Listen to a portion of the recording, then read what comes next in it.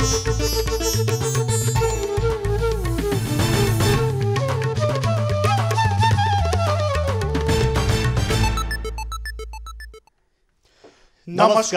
यो AB news खबरको संकेत हो। तपाई अहिले एबी न्यूज @7 मा हुनुहुन्छ। म नयन सापकोटा। म सुभाष नेपाल। प्रारम्भमा मूल खबर। सरकार विरुद्ध नेपाली कांग्रेसद्वारा देशभर विरोध प्रदर्शन, भ्रष्टाचार र महामारी नियन्त्रणमा सरकार असफल भएको आरोप।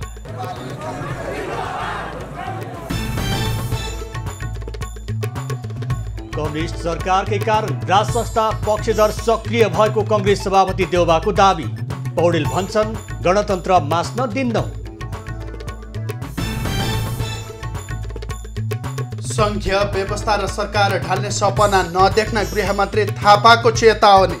सरकार विस्थापित गर्ने षड्यन्त्रमा कांग्रेसले आन्दोलन थालेको आरोप। उखु किसानको काठमाडौँ केन्द्रित प्रदर्शन दोस्रो दिन पनि जारी। विगतको सम्झौता कार्यान्वयन नगरे सिंहदरबार घेर्ने चेतावनी। कार्यक्रम अनिश्चितकाल छ। नेपालमा कोरोना संक्रमणबाट मृत्यु हुनेको संख्या 1700 नाघ्यो। पछिल्लो 24 घण्टामा थप 18 जनाको मृत्यु। नयन, हामीहरूसँग रहेको खबर मध्ये आजको प्रमुख खबरको रूपमा रहेको छ कांग्रेसले देशव्यापी सरकार विरुद्ध प्रदर्शन गरेको खबर र सरकारको विरोधमा कांग्रेसले आज 77 जिल्लामा देशव्यापी विरोध प्रदर्शन गरेको छ। सरकार भ्रष्टाचारमा लिप्त भएको, कोरोना नियन्त्रणमा चुकेको लगायतका माग राख्दै सरकारलाई घचघचाउने हिसाबले उनीहरूले आज देशभर प्रदर्शन गरेका छन्। विशेष गरी पछिल्लो समयमा कांग्रेसले सरकार विरोधी जुन नारा पनि लगाउँदै आइरहेको छ भने सरकार भ्रष्टाचारमा लिप्त भएको र कोरोना नियन्त्रण मात्रै नभइकन सुशासनमा पनि विमुख भएको कुरा कांग्रेसले बारम्बार भन्दै आइरहेको छ भने यो प्रदर्शनलाई उसले एउटा चेतावनीको रूपमा दर्शाएको छ। अब खबरको सिलसिला प्रारम्भ गरौँ नेपाली कांग्रेसको प्रदर्शन सम्बन्धी प्रसङ्गबाट। नेपाली कांग्रेसका शीर्ष नेताहरूले सरकारको काम कारबाहीप्रति प्रश्न उठाएका छन्। सरकार विरोधी प्रदर्शनका क्रममा आज विभिन्न जिल्ला पुगेका कांग्रेस शीर्ष नेताहरूले सरकार कोरोना नियन्त्रणभन्दा भ्रष्टाचार र अनियमिततामा लिप्त भएको आरोप लगाएका छन्। कांग्रेस सभापति शेरबहादुर देउवाले कम्युनिस्ट सरकारका कारण देशमा राज संस्था पक्षधरहरू सक्रिय भएको आरोप लगाएका छन्। हेटौडामा सोमबार कांग्रेसले विरोध प्रदर्शनलाई सम्बोधन गर्दै उनले देशमा वर्तमान व्यवस्था विरुद्ध राज संस्था पक्षधरहरूले गरेको प्रदर्शनमा कम्युनिस्ट सरकार मुख्य जिम्मेवार भएको बताएका हुन्। कम्युनिस्ट सरकारका कारण देशमा राजा आऊ देश बचाऊ भन्ने नारा लागे पनि कुनै पनि हालतमा त्यो सम्भव नभएको सभापति देउवाको भनाइ छ।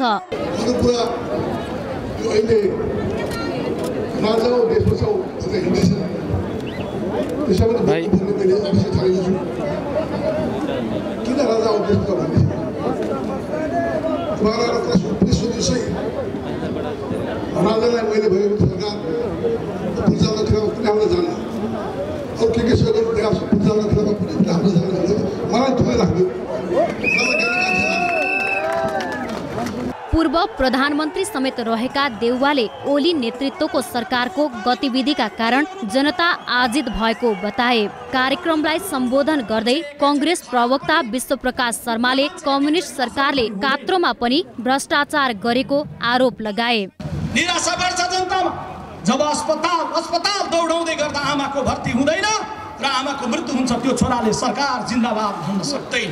कहाँ छन् मदन भण्डारीको आत्मा खोज्नुहोस्, छातीमा हात लगाएर बहुदलीय जनवादलाई खोपाको भीमसेन बनाएर माउजे दुङको माओवादलाई छिडी मुनि सुताएर कमरेडहरू माथि उठ्नतिर लाग्नुभयो।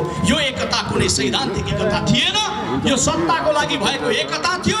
मोरङमा आयोजित विरोध सभालाई सम्बोधन गर्दै महामन्त्री शशाङ्क कोइरालाले कोरोना संक्रमण नियन्त्रण र भ्रष्टाचार रोक्न सरकार असफल भएको बताए। बिना दृष्टिको सरकारले जनतालाई दुःख दिएको उनको आरोप छ।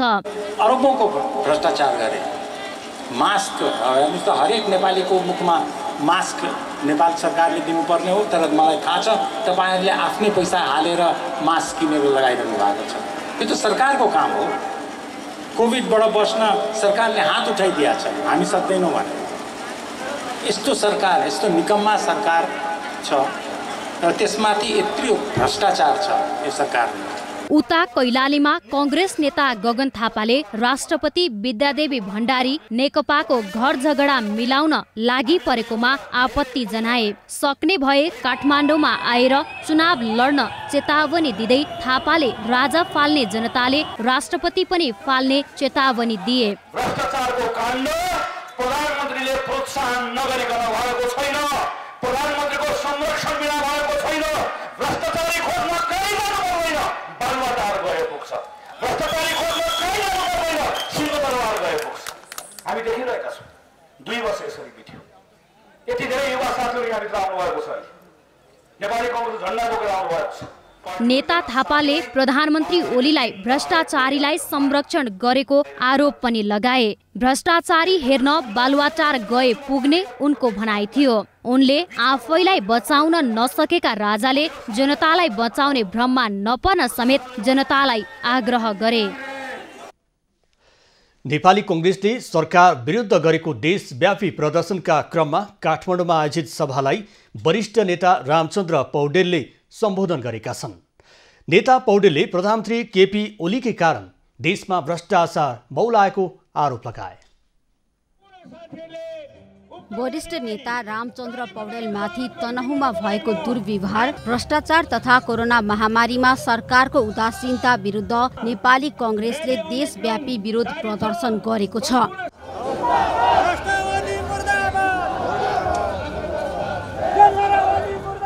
काठमाडौँ जिल्लाको प्रदर्शनलाई सम्बोधन गर्दै नेता रामचन्द्र पौडेलले सरकारले भ्रष्टाचारीलाई संरक्षण दिएको आरोप लगाए।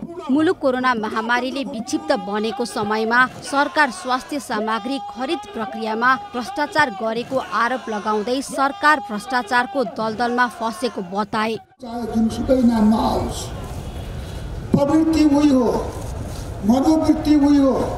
सबै सत्ता आफ्नो हातमा लिएर आफै मोज गर्ने, आफ्नो हात जगन्नाथ गर्ने, आफ्ना मान्छे पोस्ने, आफ्नै वर्ग खडा गर्ने, नयाँ वर्ग जन्माउने फेरि यो देशमा अभ्यास भइरहेको छ।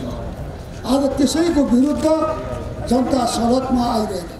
नेता पौडेलले पछिल्लो समय संघीय लोकतन्त्र गणतन्त्रमाथि विभिन्न तत्त्वले प्रहार गर्न खोजेको आरोप समेत लगाए। लोकतन्त्र समाप्त पार्ने प्रतिगामी तत्त्वको अन्त्यका लागि नेपाली कांग्रेस आन्दोलनमा उत्रिनु परेको उनको भनाइ थियो। आज संघीय लोकतान्त्रिक गणतन्त्रको मर्ममाथि प्रहार, पहिलो प्रहार सर्वसत्तावादी कम्युनिस्टले गर्दैछ, दोस्रो प्रहार यो देशका प्रतिगामी तत्त्वहरूले गर्दैछन् र तेस्रो प्रहार हिजोकै माओवादीको भद्दा नक्कल गर्ने विप्लवले गर्दैछ। यी सबै तत्त्वहरू लोकतन्त्रलाई यो देशमा टिक्न नदिने। काठमाडौँको विरोध प्रदर्शनमा नेता नवीन्द्र राज जोशी, भीमसेन दास प्रधान लगायतको उपस्थिति रहेको थियो। सहभागी नेताहरूले सोमबारको प्रदर्शन सांकेतिक मात्र भएको भन्दै आगामी दिनमा नेपाली कांग्रेसले बृहत आन्दोलन गर्ने तयारी गरेको बताए। एबी न्यूज खबरका लागि त्रिगुडा भट्टराई बस्नेत, काठमाडौँ। प्रमुख प्रतिपक्षी नेपाली कांग्रेसले सोमबार सरकार विरुद्ध देशव्यापी विरोध प्रदर्शन गर्यो। पार्टीका वरिष्ठ नेता रामचन्द्र पौडेलमाथि दुर्व्यवहार, भ्रष्टाचार र कोरोना नियन्त्रणमा सरकारको लापरवाहीको विरोधमा कांग्रेसले 77 वटै जिल्लामा प्रदर्शन गरेको हो। 2074 को निर्वाचनमा सहज बहुमत ल्याएर ओलीले सत्ता सम्हालेपछि कांग्रेसले सरकार विरुद्ध पहिलो पटक बृहत प्रदर्शन गरेको हो। सरकारले भ्रष्टाचार, कुशासन र अधिनायकवादी आकांक्षामा आफूलाई केन्द्रित गर्दै लगेको कांग्रेसको आरोप छ। प्रदर्शनमा सहभागी हुन गाउँ-गाउँबाट कांग्रेस कार्यकर्ता सदरमुकाम पुगेका थिए।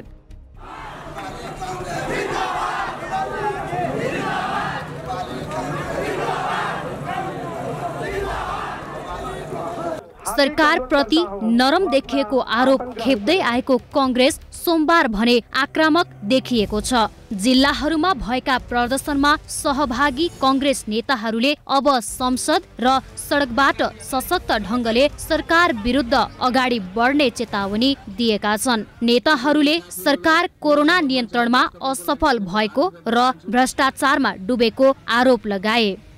अहिले एउटा कोरोना संक्रमणको अवस्था छ, त्यसपखतमा धेरै भिडभाडबाट धेरै अब त्रसित हुनुपर्छ, होशियार हुनुपर्छ। यसको लागि चाहिँ नि धेरै सडकमा आएका थिएनौँ, तर यसका बावजुद पनि आज चाहिँ नि यो देशभरि हामीले एउटा विरोध कार्यक्रम अगाडि बढाइरहेका छौँ। तर कम्युनिस्टहरू चाहिँ के छ भने उनीहरू आफूले नगरेका काम पनि हामीले गरेका भनेर चाहिँ नि हल्ला खल्ला गरेर हिँड्दैछ। कोरोना महामारीका समयमा प्रदर्शनमा भौतिक दूरी राख्न तथा मास्क प्रयोग गर्न र गराउन भने पनि प्रदर्शनमा स्वास्थ्य सतर्कता अपनाएको भने पाइएन। प्रदर्शनमा सहभागीहरूले सरकार विरुद्ध चर्को नाराबाजी समेत गरेका थिए।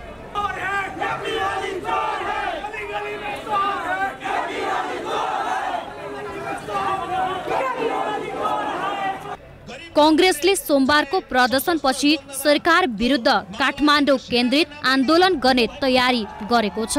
जिल्ला तहमा भएका प्रदर्शनमा सहभागी हुन पार्टी पदाधिकारी र पूर्व पदाधिकारी समेत पुगेका थिए। त्यस्तै उपसभापति विमलेन्द्र निधिले भक्तपुर, महामन्त्री डाक्टर शशाङ्क कोइरालाले मोरङ, कोषाध्यक्ष सीतादेवी यादवले ललितपुरमा सम्बोधन गरेकी थिइन्। गगन थापाले कैलालीमा सम्बोधन गरेका छन्। वरिष्ठ नेता पौडेलमाथि भएको दमन, सडकमा राजावादीहरूको प्रदर्शन र आसन्न पार्टी महाधिवेशनले पनि कांग्रेसलाई सडकमा ल्याएको हो। गृहमन्त्री रामबहादुर थापाले अहिलेको संघीय गणतान्त्रिक व्यवस्था र सरकार हटाउने सपना नदेख्न चेतावनी दिएका छन्। गृह जिल्ला चितवनमा आज पत्रकारसँग कुरा गर्दै व्यवस्था उल्टाउने र विस्थापित गर्ने राजावादी र अन्य शक्तिहरूको सपना पूरा नहुने बताएका हुन्। प्रमुख प्रतिपक्ष कांग्रेसले पनि कोरोनाको सङ्कटका समयमा सरकारलाई पनि विस्थापित गर्न सकिन्छ कि भनेर आन्दोलन थालेको गृहमन्त्री थापाको आरोप छ। पनि अहिले अब सलबलाइरहेका छन्। यसै सन्दर्भमा प्रतिपक्षले आज देशव्यापी रूपमा सरकार विरोधी चाहिँ प्रदर्शनहरू आज गर्दैछन्। तर हामीलाई के लाग्छ भने यी सबै एउटा मृगतृष्णा हुन् र ती शक्तिहरूले सरकारलाई उल्ट्याउने र यो व्यवस्थालाई विस्थापित गर्ने जो सपना देखेका छन् त्यो पूरा हुन सक्दैन। गृहमन्त्री थापाले कांग्रेस, चन्द नेकपा, राजावादी सबै शक्ति व्यवस्था विरोधी भए पनि उनीहरूमा भिन्नता रहेको बताए। राजावादीहरू गणतन्त्र विस्थापित गर्न, चन्द व्यवस्था विस्थापित गर्न र कांग्रेस सरकार विस्थापित गर्ने खेलमा लागेको उनको भनाइ छ। फरक प्रसङ्गमा गृहमन्त्री थापाले सत्तारूढ नेकपा भित्रको आलोचना र मतभेद स्वाभाविक भएको बताएका छन्। अहिलेको विवाद सरकारलाई सुदृढ गर्ने र पार्टीलाई मजबुत बनाउने सम्बन्धमा उठेको उनको भनाइ छ। स्थायी समिति बैठकले विवादको समाधान गर्ने, पार्टी नफुट्ने बताएका छन्। लामो समयसम्म आफूहरूले पाउनुपर्ने बक्यौता रकम नपाएको भन्दै उखु किसानहरूले सोमबार पनि काठमाडौँमा विरोध प्रदर्शन गरेका छन्। सोमबार माइती घरमा प्रदर्शनमा उत्रिएका उनीहरूले आफूहरूको माग पूरा नभए सिंहदरबार घेर्ने चेतावनी पनि दिएका छन्। चिनी मिल सञ्चालकबाट बक्यौता रकम उठाइदिन सरकारले गरेको बाचा पूरा नभएको भन्दै सर्लाहीका उखु किसानले आइतबारदेखि काठमाडौँ केन्द्रित आन्दोलन सुरु गरेका हुन्। उनीहरूले गत वर्षको पुस 16 गते सरकारसँग भएको 5 बुँदे सम्झौता कार्यान्वयन गर्न पनि माग गरेका छन्। अब यो आन्दोलनको कार्यक्रम अनिश्चितकाल छ। जबसम्म हामीहरूको माग पूर्ण रूपमा समर्थन हुँदैन भने हामीहरू आन्दोलन छोड्नेवाला छैनौँ। सरकारले किसानसँग गरेको पटक पटकको बाचा अनुसार मङ्सिर 26 गतेसम्म बक्यौता प्राप्त गर्नुपर्ने भए पनि 1 वर्षको अवधिमा कुनै प्रगति नभएको उखु किसान सङ्घर्ष समितिले जनाएको छ। उखु किसानको आन्दोलनमा विवेकशील साझाले पनि समर्थन जनाएको छ। नेपालमा कोरोना भाइरसका कारण मृत्यु हुनेको सङ्ख्या 1700 नाघेको छ। विगत 24 घण्टामा 18 जनाको मृत्यु भएसँगै कोरोनाका कारण ज्यान गुमाउनेको सङ्ख्या 1716 पुगेको हो। स्वास्थ्य मन्त्रालयका अनुसार नेपालमा सङ्क्रमणका कारण मृत्यु हुने सङ्क्रमितको सङ्ख्या 0.69% रहेको छ। पछिल्लो 24 घण्टामा नेपालमा 821 जनामा कोरोना सङ्क्रमण पुष्टि भएको छ। 5423 PCR नमुना परीक्षण गर्दा 504 पुरुष र 317 महिलामा सङ्क्रमण पुष्टि भएको हो। यो सँगै नेपालमा कोरोना सङ्क्रमित हुनेको सङ्ख्या 2,49,244 पुगेको छ। काठमाडौँ उपत्यकाका थप 333 जनामा कोरोना सङ्क्रमण पुष्टि भएको छ। सङ्क्रमित मध्ये 246 जना काठमाडौँ, 53 जना ललितपुर र 34 जना भक्तपुरका रहेका छन्।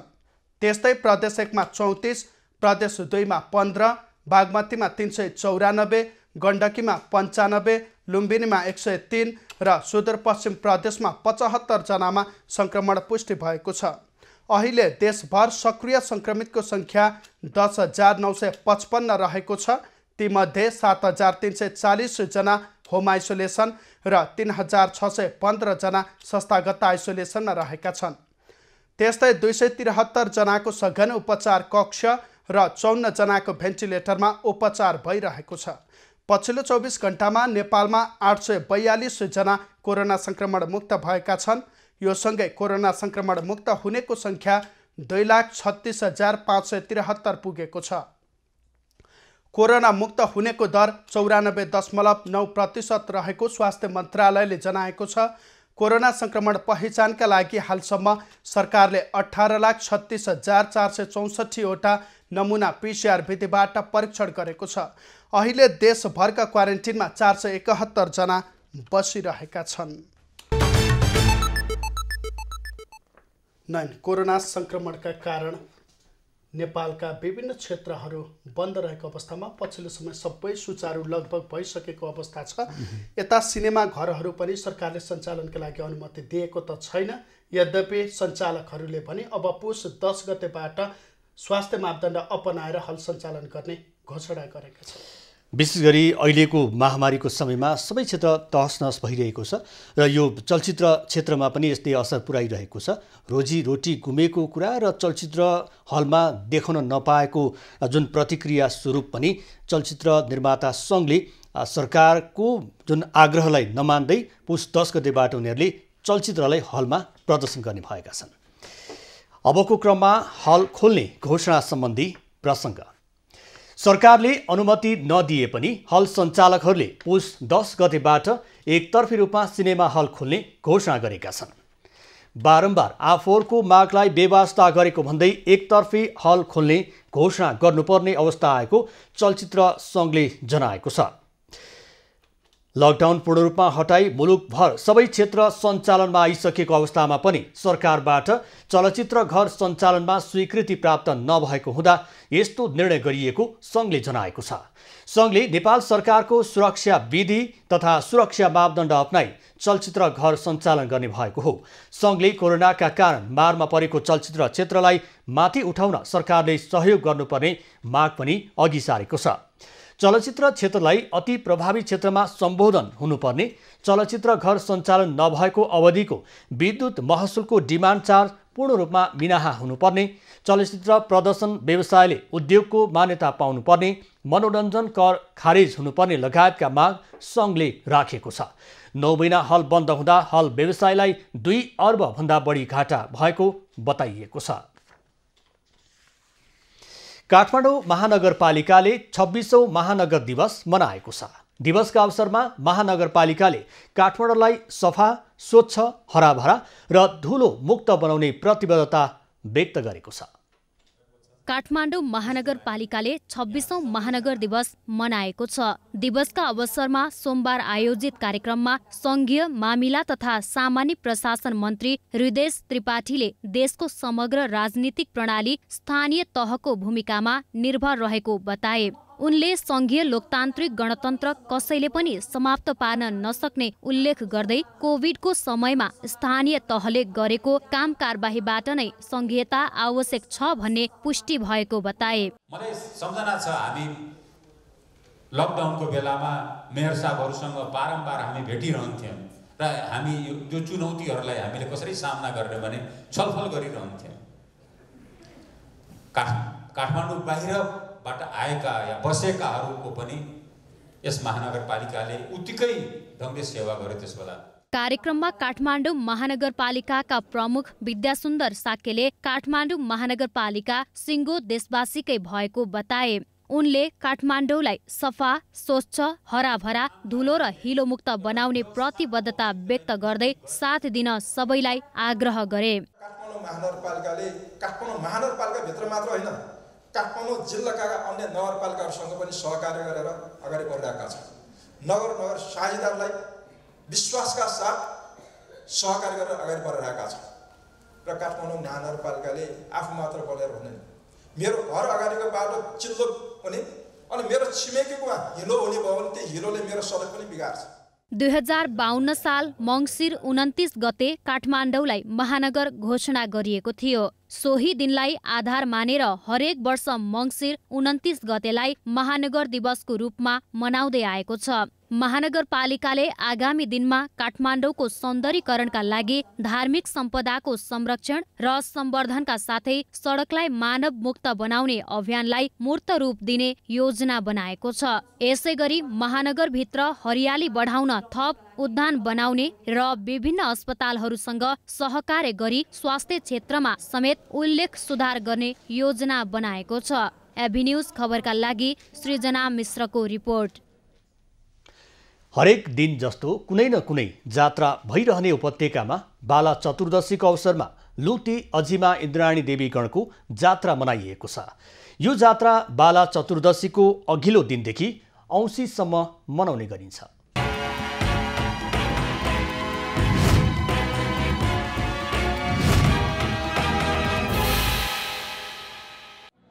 सर्प आहुति यज्ञ नामले समेत प्रख्यात लुटी अजिमा जात्रा अन्तर्गत आइतबार राति इन्द्रायणी देवीगणको जात्रा गरी नगर परिक्रमा गराइएको थियो।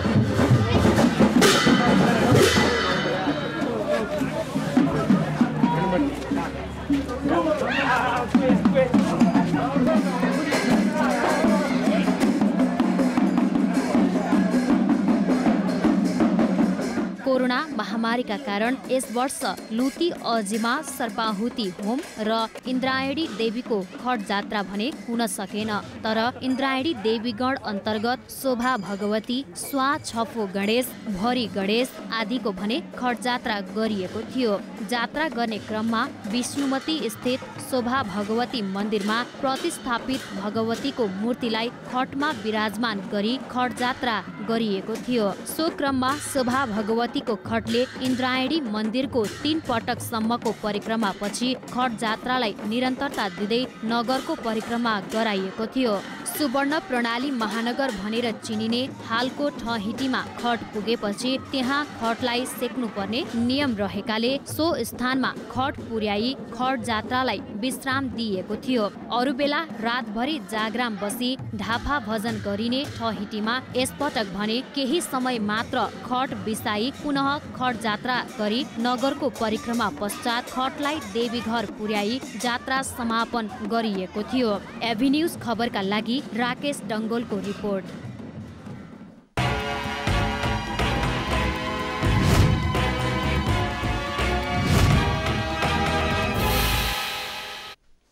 जनकपुरमा धुमधामसँग मनाइने सप्ताहव्यापी सीताराम विवाह पञ्चमी महोत्सव आजबाट विधिवत रूपमा सुरु भएको छ। विवाह पञ्चमीको पहिलो दिन आज जनकपुर नगर दर्शन गरिएको छ। नगर दर्शनमा राम र लक्ष्मणको प्रतीकको रूपमा एक जोडी बालबालिकालाई जनकपुरका विभिन्न भाग घुमाइएको छ। नगर दर्शन हेर्न भिड लाग्ने दर्शनार्थीहरूले राम लक्ष्मणलाई फूल छर्केर स्वागत गर्ने परम्परा छ। विवाह पञ्चमीको पहिलो दिन नगर दर्शन, दोस्रो दिन फुलबारी लीला, तेस्रो दिन धनुष यज्ञ, चौथो दिन तिलकोत्सव, पाँचौं दिन मटकोर हुने गर्दछ। छैटौं दिन राम जानकीको स्वयंवर तथा विवाह र अन्तिम 7औं दिन राम कलेवा गरेपछि विवाह पञ्चमी महोत्सव सम्पन्न हुन्छ। यस वर्ष विवाह पञ्चमी महोत्सवको मुख्य दिन पुष 4 गते परेको छ। त्रेता युगमा मर्यादा पुरुषोत्तम भगवान श्रीराम र आदर्श नारी सीताबीच विवाह भएको स्मरणमा प्रत्येक वर्ष मङ्सिर शुक्ल पञ्चमी तिथिका दिन मिथिला नगरी जनकपुर धाममा ऐतिहासिक विवाह पञ्चमी महोत्सवको आयोजना गरिँदै आएको छ। विवाह पञ्चमी यसपटक कोरोना भाइरसको जोखिमलाई मध्यनजर गर्दै परम्परागत हिसाबले मात्र मनाउने तयारी छ। यसपटकको विवाह पञ्चमीमा भारतबाट जन्ती समेत नआउने भएका छन्। पोखरा अन्तर्राष्ट्रिय विमानस्थलको दक्षिण पूर्वमा रहेको रिठेपानी डाँडा कटानका लागि वातावरणीय प्रभाव मूल्याङ्कन सुरु भएको छ। विमानस्थलले डाँडा कटानका लागि डिभिजन वन कार्यालय पोखरामा स्वीकृति मागेपछि वन कार्यालयले वातावरणीय प्रभाव मूल्याङ्कन EIA सुरु गरेको हो। वनमा रहेका 600 वटा रुख कटान गर्नुपर्ने देखिएको वन कार्यालयले जनाएको छ। अन्तर्राष्ट्रिय नागरिक उड्डयन संगठनको मापदण्ड अनुसार विमानस्थलबाट नजिक रहेका डाँडालाई कटान गर्नुपर्ने हुन्छ। सोही अनुसार रिठेपानी डाँडा पनि 40 मिटर कटान गर्नुपर्ने देखिएको छ। विमानस्थलको अनुरोधमा 600 वटा रुख हटाउनको लागि नम्बरिङ गर्ने काम भइसकेको छ। तर वन सम्बन्धी कार्यविधि अनुसार विमानस्थलले 1 रुख बराबर 25 रुख हुर्काएर वन विभागलाई जिम्मा लगाउनु पर्ने व्यवस्था छ। पोखरा अन्तर्राष्ट्रिय विमानस्थलले हामीलाई अनुरोध गरेको थियो। त्यो हिसाबले हामीले त्यहाँका रुखहरू काउन्टिङ मेजरमेन्ट नम्बरिङ गर्दा 600 वटा रुखहरू त्यहाँ हटाउनु पर्ने अवस्था भएको छ।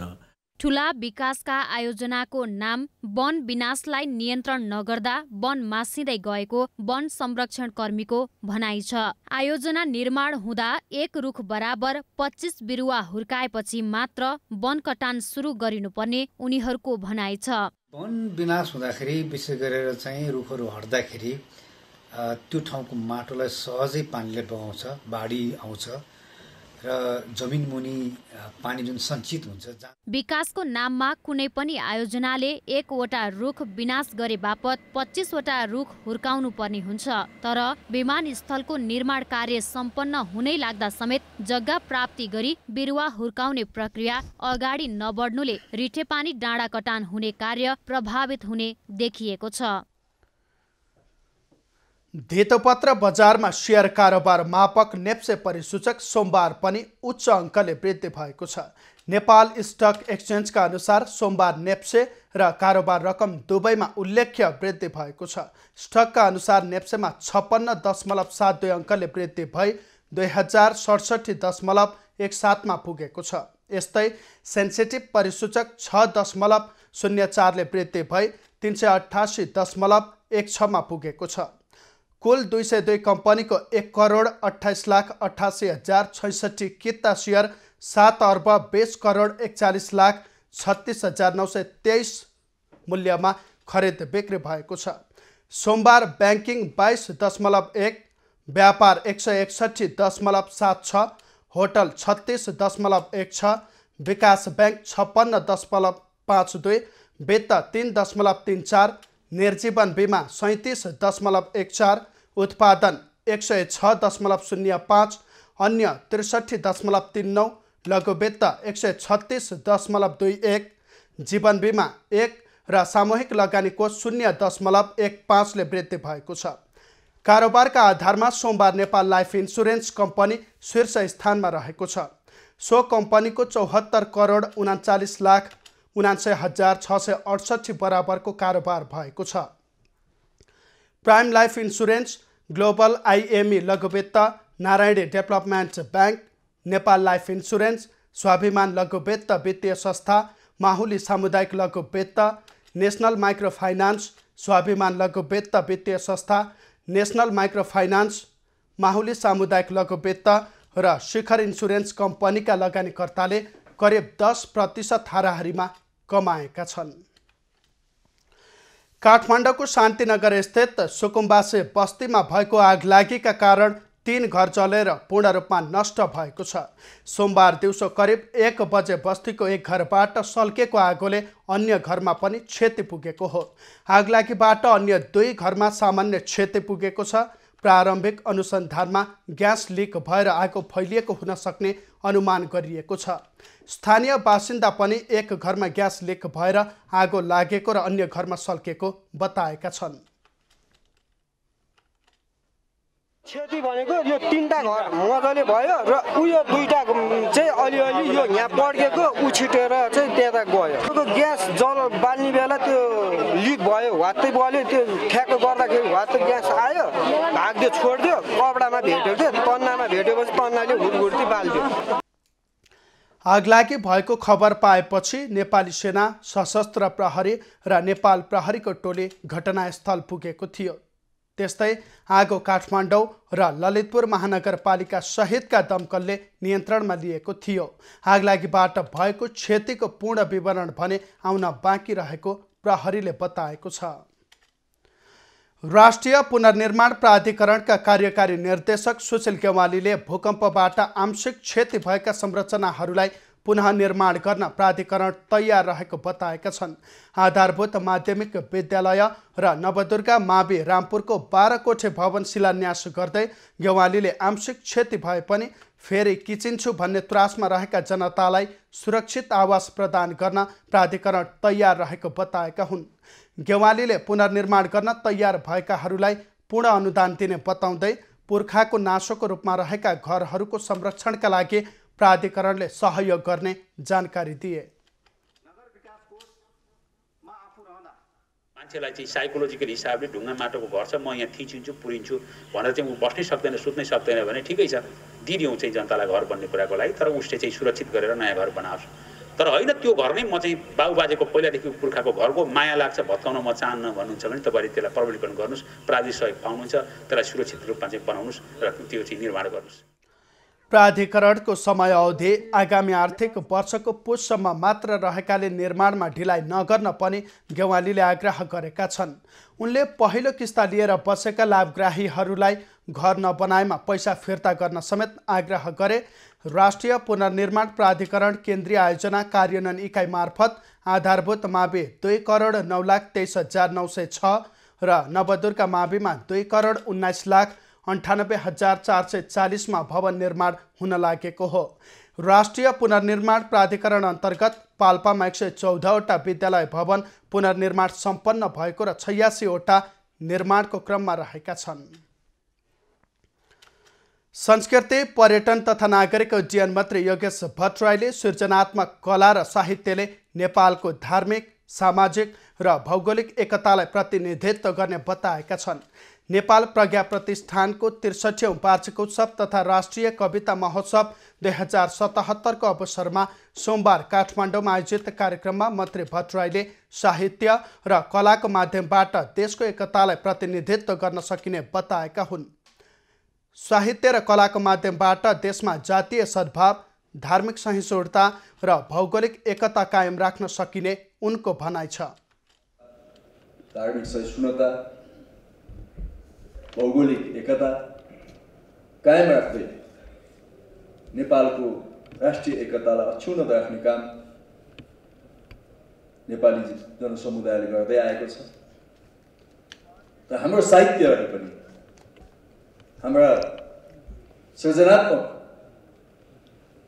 कलाहरूले पनि नेपालको यही यथार्थलाई प्रतिनिधित्व गर्दै आएका छन्। मन्त्री भट्टराईले प्राज्ञहरूले समाजका अग्रगामी विषयलाई कलमको माध्यमबाट उजागर गर्न अझ बढी भूमिका खेल्नुपर्ने पनि बताएका छन्। मुगुका 4वटा स्थानीय तहमा रहेका विद्यालयमा पठन पाठन सुरु भएको छ। चैतबाट भएको बन्दाबन्दीले करिब 9 महिना बन्द रहेका सामुदायिक तथा निजी विद्यालय खत्याड, सोरु, छायानाथ र मुगुम कारमा रोगमै सञ्चालनमा आएका हुन्। सबै विद्यालयमा स्वास्थ्य सुरक्षाका मापदण्ड अपनाउँदै पठन पाठन सुरु गरिएको हो। विद्यालयहरूमा स्वास्थ्य सहायता कक्ष समेत स्थापना गरिएको छ। विद्यालयमा मास्क, स्यानिटाइजर अनिवार्य गरिएको छ। शिक्षा विकास तथा समन्वय इकाइ मुगुका प्रमुख सूर्य खत्रीले कुनै विद्यार्थी वा शिक्षकमा कोरोना संक्रमणका लक्षण देखिए तत्काल पठन पाठन रोक्ने निर्णय गरिएको बताए। तर सञ्चारको अभाव, भौगोलिक विकटता र लामो समयसम्म बन्दाबन्दीका कारण विद्यार्थीको उपस्थिति भने न्यून देखिएको छ। मुगुमा 300 विद्यालयमा 15,000 विद्यार्थी अध्ययनरत रहेका छन्। अब पालो एभिन्यूज एट स्पोर्ट्सको।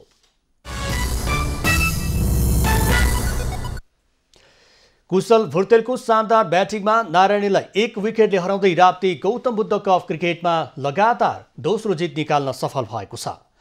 भोलि हुने फाइनलमा पनि यही दुई टिम भिड्नेछन्। पहिले ब्याटिङ गरेको नारायणीले 20 ओभरमा 8 विकेट गुमाएर 138 रन बनायो। नारायणीका लागि टप र मिडल अर्डरका खेलाडीहरूले अत्यन्त खराब प्रदर्शन गरे। महत्त्वपूर्ण 6 विकेट गुमाउँदा मात्र 55 रन बनाएको थियो। 8औं र 9औं क्रमका ब्याट्सम्यान करण केसी र किशोर महतोले खेल सम्हालिँदै 9औं विकेटको लागि 59 रनको साझेदारी गर्दा केही राहत मिलेको थियो। 22 बलमा 32 रन बनाई करण आउट भए भने किशोर अभिजित 36 रनमा क्रिजमा रहे। बलिङमा अविनाश बोहरा र सूर्य तामाङले 2-2 विकेट झारे। जवाबमा 139 रनको विजय लक्ष्य राप्तीले 19.5 ओभरमा 9 विकेट गुमाउँदै पुरा गर्यो। कुशल भुर्तेलले अर्धशतकीय पारी खेले। उनले 41 बलको सामना गरी 6 छक्का र 4 चौका सहित 65 रनको योगदान दिए। यस्तै कमल सिंह ऐरी अभिजित 24 रनमा रहँदै टिमलाई जित दिलाउन सफल रहे। बलिङमा करण केसीले 3 तथा सुसन भारी र किशोर महतोले 2-2 विकेट लिए पनि नारायणीलाई जित दिलाउन सकेनन्। राप्ती 1 विकेटको रोमाञ्चक जित निकाल्न सफल रह्यो। पहिलो खेलमा नारायणीले बागमतीलाई सुपर ओभरमा हराउँदा दोस्रो खेलमा राप्तीले बागमतीलाई नै 11 रनले हराएको थियो। अहिलेलाई खबरको क्रम यति नै। एभिन्यूज खबरका यी सहित अन्य विस्तृत खबरका लागि www.avenews.tv लगअन गर्न सक्नुहुनेछ। युट्युब, फेसबुक र ट्विटरमा पनि हामीलाई फलो गर्न सकिनेछ। खबर भित्रको खबरका लागि हेर्दै रहनुहोला एभिन्यूज खबर। नमस्कार।